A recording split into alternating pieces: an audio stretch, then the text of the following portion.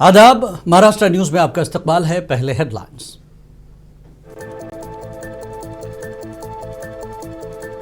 मक्का मुकर्रमा में मनासिक हज का हुआ आगाज। दुनिया भर से लाखों मुसलमान अदा कर रहे हैं फरीज़ हज। आज़मीन आज रात मिना में करेंगे क़याम।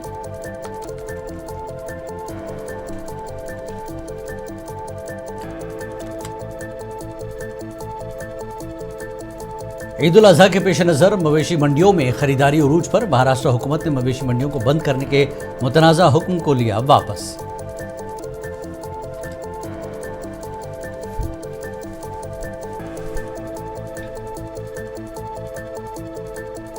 क़वानीन पर अमल करते हुए मनाए ईद, दूसरों के जज्बात को ठेस न पहुंचाए। महाराष्ट्र हुकूमत का हासिल है मुकम्मल ताउन। वारिस पठान का बयान।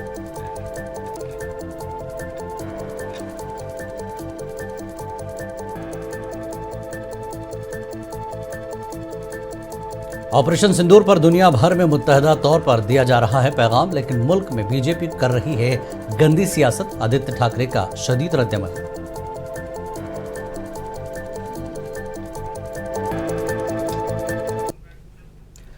और अब खबरें तफसील से। मक्का मुकर्रमा में मनासिक हज का आगाज हो गया है। दुनिया भर से लाखों मुसलमान हज का फरीज़ा अंजाम देने के लिए मक्का मुकर्रमा पहुंच चुके हैं।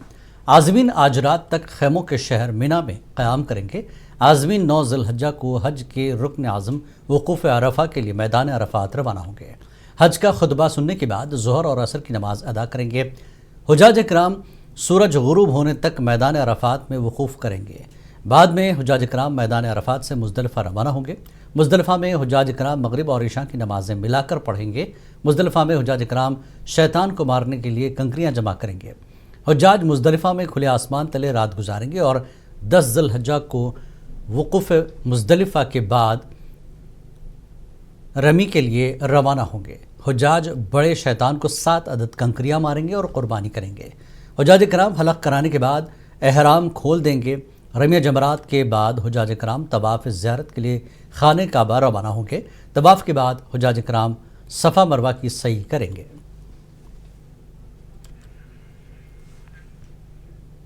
नाज़रीन, ईद उल अज़हा की आमद है। मुल्क भर की मवेशी मंडियों में ख़रीदारी उरूज पर है। शहरी सुन्नत इब्राहिमी की पैरवी में क़ुरबानी के जानवर ख़रीदने में मसरूफ़ है। क्या है क़ुरबानी के जानवर की शरई हैसियत और रुकन बातों का ख्याल और किन बातों का ख्याल रखना है, आइए जानते हैं इस रिपोर्ट में। मुल्क भर में ईद उल अज़हा की आमद के पेश नज़र बाज़ारों और मवेशी मंडियों में गहमा गहमी उरूज पर है। अहले इस्लाम सुन्नत इब्राहिमी की पैरवी में कुर्बानी के जानवर ख़रीदने के लिए मवेशी मंडियों का रुख कर रहे हैं, जहां मुख्तलिफ नस्लों के बकरे दुम्बे शहरियों की तवज्जो का मरकज़ बने हुए हैं। इस साल भी मुख्तलिफ शहरों में आर्जी मवेशी मंडियां कायम की गई हैं, जहां दूर दराज इलाकों से लाए गए खूबसूरत और सेहतमंद जानवर फ़रोख्त के लिए मौजूद हैं। ताहम ख़रीदारों को जानवरों की कीमतों में गैर मामूली इजाफे की शिकायत है। शहरियों का कहना है कि महंगाई की वजह से इस बार कुर्बानी का फरीज़ा अदा करना पिछले सालों की बनिस्बत ज़्यादा मुश्किल हो गया है। दूसरी जानिब व्यापारियों का कहना है कि चारा, किराए और दीगर अखराजात में इजाफे की वजह से कीमतें बढ़ाना मजबूरी है। इस्लामी तालीमात के मुताबिक कुर्बानी के जानवर में बाज़ शराइत का होना ज़रूरी है। जानवर सही व सालिम, उम्र के मुताबिक और ऐब से पाक होना चाहिए। रसूल अकरम सल्लल्लाहु अलैहि वसल्लम ने फरमाया, 4 किस्म के जानवर कुर्बानी के लायक नहीं। काना, जिसका कानापन जाहिर हो, बीमार, जिसकी बीमारी वाज़े हो, लंगड़ा, जिसका लंगड़ापन जाहिर हो, और ऐसा दुबला जानवर जिसकी हड्डियां वाज़े तौर पर दिखाई दें। ईद कुर्बान का बुनियादी पैगाम तक़वा, इताअत और ईसार है। कुरान मजीद में अल्लाह ताला फरमाता है, अल्लाह को ना तो इनका गोश्त पहुँचता है और न ही खून, बल्कि उस तक तुम्हारा तक़वा पहुँचता है। और ये कुर्बानी दरअसल हज़रत इब्राहीम अलैहिस्सलाम, हज़रत इस्माईल अलैहिस्सलाम की यादगार है और अल्लाह को राज़ी करने के लिए, अल्लाह को खुश करने के लिए बंदा कुर्बानी देता है। ईद उल अज़हा के मौके पर उलमा ने भी अवाम से अपील की है कि वो अमन व सुकून से इस त्यौहार को मनाएं। जो हुकूमत ने गाइडलाइन बनाई है इसको ज़रूर फॉलो करें। साथ ही जिस जानवर पर पाबंदी है इसकी कुर्बानी ना करें। सफाई और सुथराई का खास ख्याल रखें ताकि बरादरान वतन को किसी दुश्वारी का सामना ना करना पड़े। तय हुआ है कि जो पहले भी नहीं करते थे लेकिन उसके बावजूद भी हमने जो प्रतिबंधित जानवर है, जिनके जो ममनू जानवर है, उनकी कुर्बानी न की जाए, और जो है जिससे हमारे बड़े भाइयों को कोई परेशानी होती है तो उस जानवरों की कुर्बानी न की जाए। इसी तरीके से साफ सफाई का खास ख्याल रखा जाए। और इस सिलसिले में इस बात का ख्याल रखें कि सफाई का और हाइजीन और क्लीनिनेस का पूरा अहतमाम किया जाए, और कहीं पर भी रोड साइड पर या गली में कुर्बानी ना की जाए, बल्कि जो पहले से डिजिग्नेटेड स्पॉट्स हैं वहीं पर खाली कुर्बानी की जाए। और कुर्बानी के जानवर के खून को गली में नालियों में ना बहाया जाए, क्योंकि मजहबी तौर पर भी ये मना है और हाइजीनिक पॉइंट ऑफ व्यू से भी ये नुकसानदेह है। कुर्बानी ओपन जगह पर, खुली जगह पर न करें। रोड पर, गली में या ओपन चौराहा है तो उस पर न करें, बल्कि कुर्बानी अपने घरों के अंदर करें। और जहां भी कुर्बानी करें चारों तरफ से उस जगह को ढक लें, और फिर जब कुर्बानी करें, जानवर को लेटाएं, तो उस जगह पर एक छोटा सा गड्ढा खोद लें ताकि खून उसी के अंदर रहे, खून नालियों में न जाए। कुर्बानी करते वक्त न सिर्फ शरई तकाज़ों को मद्देनज़र रखना ज़रूरी है, बल्कि सफाई, हिफ्ज़ान सेहत और समाजी हम आहंगी का भी पूरा ख्याल रखना चाहिए। ज़रूरत इस अम्र की है कि हम ईद के असल मकसद को समझें, गुरूर और रियाकारी से बचें और अपने अमाल में खुलूस पैदा करें, ताकि ये इबादत अल्लाह के यहाँ कबूल हो और हमारे लिए निजात का ज़रिया बने। ब्यूरो रिपोर्ट, मुंसिफ टीवी। महाराष्ट्र हुकूमत ने 3 जून से 8 जून के दरमियान तमाम मवेशी मंडियों को बंद करने के मुतनाज़ा हुक्म को वापस ले लिया है। हाल ही में मुस्लिम कम्युनिटी के नुमाइंदों ने वज़ीर आला देवेंद्र फडणवीस से मुलाकात की थी। ये इजलास, जिसमें सरकारी अफसरान भी शामिल थे, मुसलमानों के त्योहारों की तैयारियों का जायज़ा लेने के लिए मुनक्किद किया गया था। रियासती हुकूमत ने मुंबई में देवनार मज़बह को जदीद बनाने की तजवीज़ को भी मंजूरी दे दी है। महाराष्ट्र गौ सेवा आयोग, जो रियासती महकमे बराए मवेशी पालन का हिस्सा है, ने गुज़श्ता हफ्ते तमाम ज़रूरी पैदावार मार्केट कमेटियों को एक सर्कुलर जारी किया था, जिसमें उन्हें 3 जून से 8 जून तक मवेशी मंडियों को बंद करने का हुक्म दिया था। ताहम इस मामले पर हंगामे के बाद इस मुतनाज़ा सर्कुलर को वापस ले लिया गया।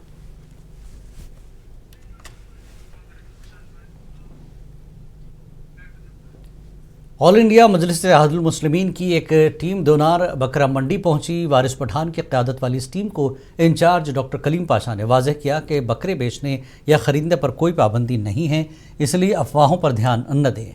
इस मौके पर वारिस पठान ने कहा कि महाराष्ट्र हुकूमत का मुकम्मल ताउन हासिल है, सबको क़वानीन पर अमल करना चाहिए। उन्होंने कहा कि सब मिलजुल कर ईद मनाएँ और दूसरों के जज्बात को ठेस न पहुँचाएँ।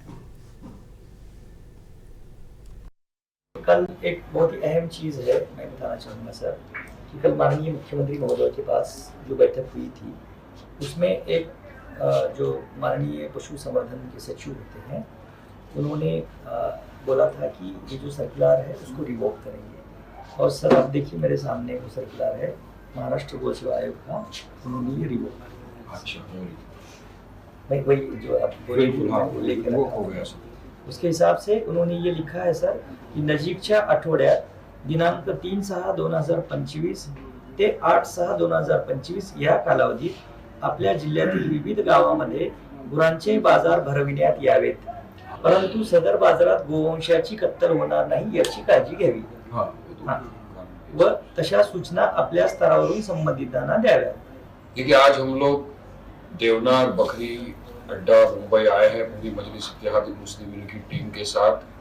हमारे महाराष्ट्र के सचिव अतीक साहब भी हैं, पूरे हमारे MIM के लोग यहाँ पर हैं, और हम यहाँ के जो इंचार्ज है डॉक्टर कलीम पाशा साहब, उनसे मिले, उनसे तो बात की हमने कि कुछ दिन से तो सबसे पहले ये बात है कि अफवाह चल रही है कि 3 तारीख से 8 तारीख तक आप बकरा खरीद नहीं सकते, बेच नहीं सकते, जिसकी वजह से काफ़ी लोगों ने हमको फ़ोन किए थे।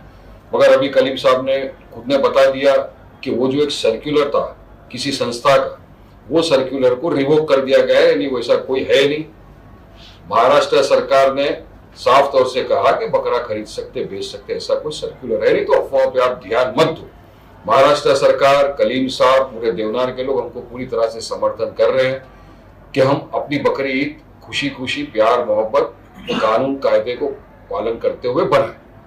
हमने काफी दिक्कतें जो यहाँ पे पेश आती थी बकरा खरीदारों को, वो भी उनको बताया कि इस तरह अफवाह से ये हो रहा है कि बेचारा किसान जो इतने सालों से बकरा पालता है, खिलाता पालता पोसता है, वो ला के सोचता है कि मंडी में बेचूंगा 2 रुपया कमाऊंगा, तो उसको तकलीफ हो रही थी इस झूठी अफवाह से।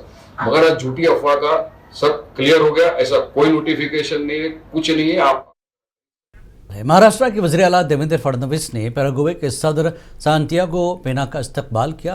एक ट्वीट में फडणवीस ने पैराग्वे के सदर से मुलाकात पर खुशी का इजहार किया और महाराष्ट्र और पैराग्वे के दरमियान मजबूत ताल्लुकात को फ़रोग देने की अहमियत पर जोर दिया। आपको बता दें कि पैराग्वे के सदर वज़ीर आज़म नरेंद्र मोदी की दावत पर हिंदुस्तान के 3 रोज़ा सरकारी दौरे पर हैं। ये उनका हिंदुस्तान का पहला दौरा है। वजारत ख़ारजा के मुताबिक पेना के साथ वज़रा, सीनियर हुकाम और कारोबारी नुमाइंदों पर मुश्तमिल एक आला सतही वफ़द भी मौजूद है।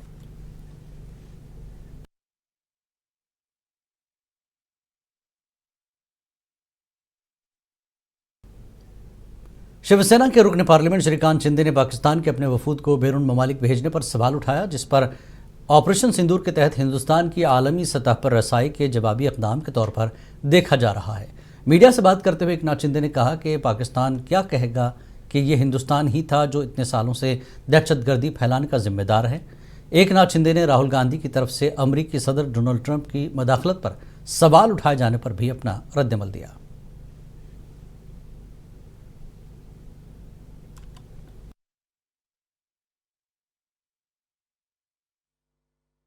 क्या बताएगा कि इतने सालों तक आतंकवाद और दहशतवाद फैलाने का काम भारत में किया, इतने लोगों की जान पाकिस्तान ने ली, ये बताएगा जाकर। देखिए, भारत का ये डेलीगेशन ऑपरेशन सिंदूर के बाद और जो आतंकवादी हमला 22 अप्रैल को हुआ, उसके बाद माननीय हमारे देश के यशस्वी प्रधानमंत्री नरेंद्र मोदी जी के नेतृत्व में ये अलग अलग 7 डेलीगेशन अलग अलग देशों में जाकर सभी देशों को आतंकवाद के खिलाफ सेंसिटाइज करने का काम सभी डेलीगेशंस के लोगों ने किया है। और जहाँ जहाँ हम गए वहाँ भारत के प्रति संवेदना और जो 22 तारीख को हमला हुआ उसके प्रति निंदा करने का काम किया। हम UAE, DR Congo, Sierra Leone और लाइबेरिया गए थे। सियरा लियोन और लाइबेरिया में तो संसद के अंदर, पार्लियामेंट के अंदर मौन रखने का काम किया, मतलब मोमेंट ऑफ साइलेंस। मुझे लगता है कि ये बहुत बड़ी बात है भारत के लिए, और जिस प्रकार से सभी लोग भारत के साथ आज इस आतंकवाद की लड़ाई में। शिवसेना यूबीटी के रुकन पार्लियामेंट संजय राउत का कहना है कि खुसूसी इजलास बुलाने पर किसी पार्टी या लीडर को कोई इख्तलाफ नहीं है। हम दिफाई मामलात पर बात नहीं करना चाहते। हम चाहते हैं कि पहलगाम में हालिया दहशतगर्दाना हमले पर बात की जाए। अगर हम खुसूसी इजलास का मुतालबा करते हैं तो इस पर बहस होनी चाहिए। ये मसला जमहूरियत और इंसानी हुकूक से जुड़ा हुआ है, इसलिए खुसूसी इजलास की ज़रूरत है। कोई मतभेद नहीं है। स्पेशल सेशन के बारे में किसी के मतभेद होने की गुंजाइश नहीं है। इस विषय पर हम डिफेंस पर चर्चा नहीं करना चाहते।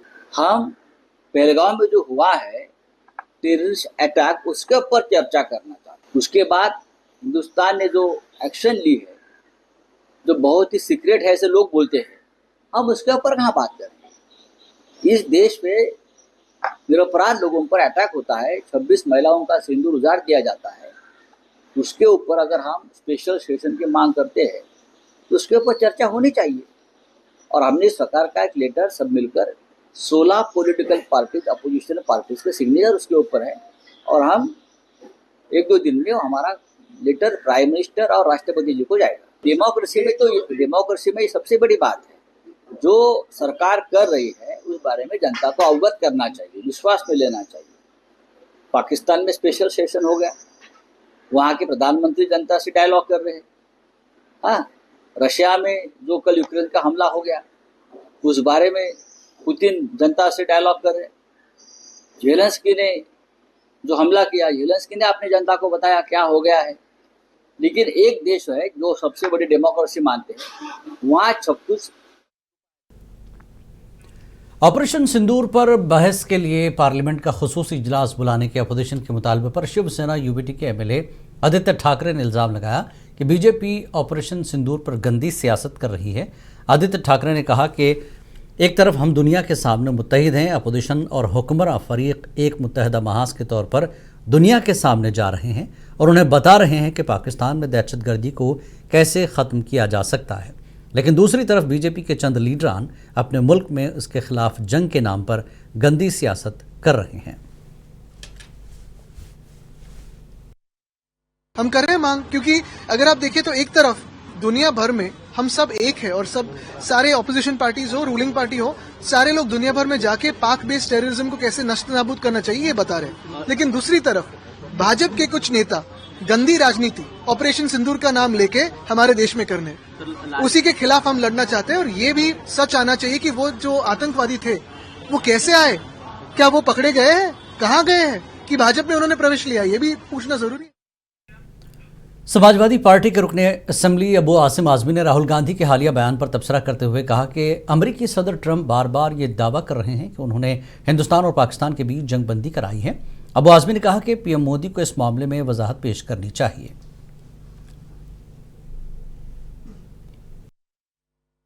देखिए, ऐसा ना कि प्रधानमंत्री को एक बार ये बोल देना चाहिए आगे खुले लफ्जों में कि यूएस के प्रेसिडेंट के बोलने पर वार नहीं रोकी गई। अगर चाहे यूएस के प्रेसिडेंट पे जो एक चारों तरफ ये टॉक ऑफ द टाउन है ना कि बार बार वो कह रहे हैं कि हमने वार रुकवा दी, हमने वार रुकवा दी।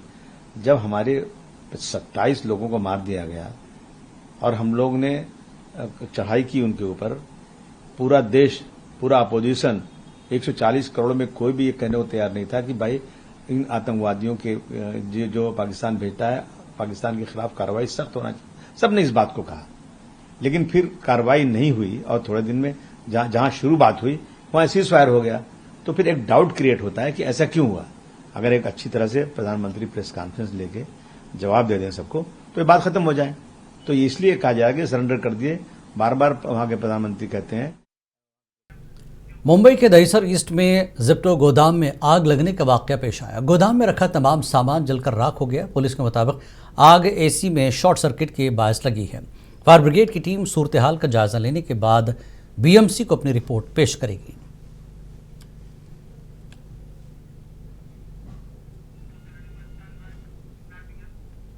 महाराष्ट्र के नवी मुंबई के घनसोली डिपो में खड़ी बसों में अचानक आग लग गई।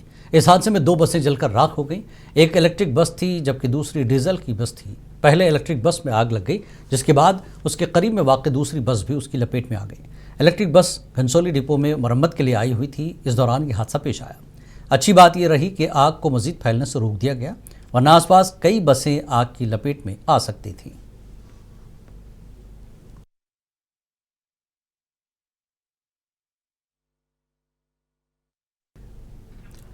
हिंदुस्तान में एक बार फिर कोरोना वायरस तेजी से फैल रहा है। गुजरात में गुज़श्ता 24 घंटों में कोरोना के 108 नए केसेस सामने आए, जबकि एक मरीज की मौत भी हुई। इसके अलावा महाराष्ट्र में भी गुज़श्ता 24 घंटों के दौरान 86 नए केस दर्ज हुए हैं।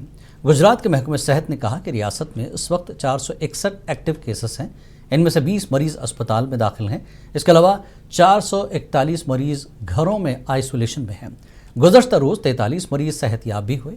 इस सिलसिले में हुकूमतों ने अवाम को मशवरा दिया कि वो हुजूम वाले मकामात पर मास्क का ज़रूर इस्तेमाल करें। इसके अलावा अवाम को दीगर तमाम एहतियाती इक़दामात का भी मशवरा दिया गया है।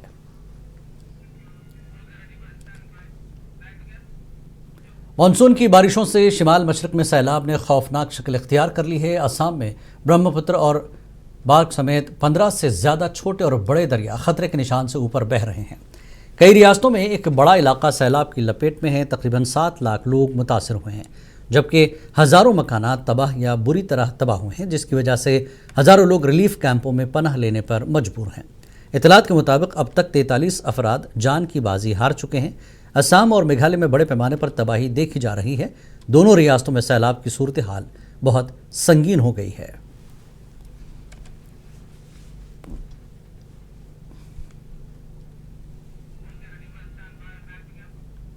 वज़ीर-ए-आज़म नरेंद्र मोदी और ऑपरेशन सिंदूर पर कांग्रेस लीडर राहुल गांधी के तबसरे के बाद बीजेपी ने सख्त जवाब दिया।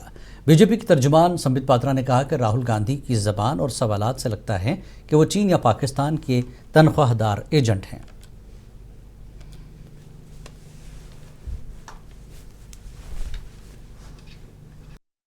अपितु भारत के सेना और भारतवर्ष का घोर अपमान किया है। जिस प्रकार से, जिस लहजे से ऑपरेशन सिंदूर के विषय में राहुल गांधी ने बात किया, वह किसी भी सभ्य राजनेता, वह किसी भी लीडर ऑफ ऑपोजिशन या किसी भी पॉलिटिशियन को न केवल शोभा नहीं देता, अपितु वो पॉलिटिशियन फिट ही नहीं हो। महाराष्ट्र न्यूज में फिलहाल इतना ही। आदाब।